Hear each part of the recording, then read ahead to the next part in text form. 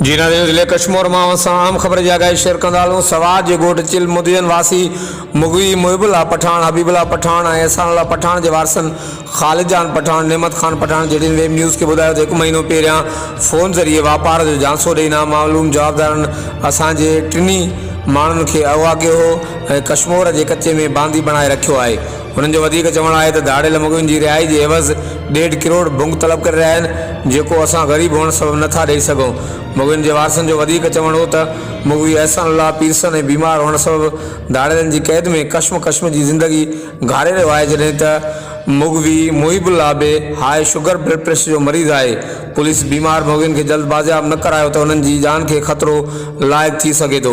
उन्हनि जो वधीक चवणु हो त असां मुगवियुनि जी बाज़ियाबी लाइ PP ज़िला कश्मीर जे सदर गुलमन जखरानी सां मुलाक़ात कई आहे, जंहिं मुगवियुनि जी फौरी बाज़ियाबी लाइ SSP कश्मीर सां ॻाल्हायो आहे।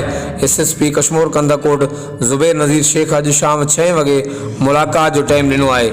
आख़िर में मुगवियुनि जे वारसनि वज़ीर आला सिंध, IG सिंध, DIG लाड़काणो ऐं ॿियनि वस वारनि खां मुगवियुनि जी फौरी बाज़ियाबी जो मुतालबो पूर्ण कयो आहे। हर वक़्तु आगाहण लाइ ॾिसंदा रहो JDN वेब न्यूज़ कंदकोट।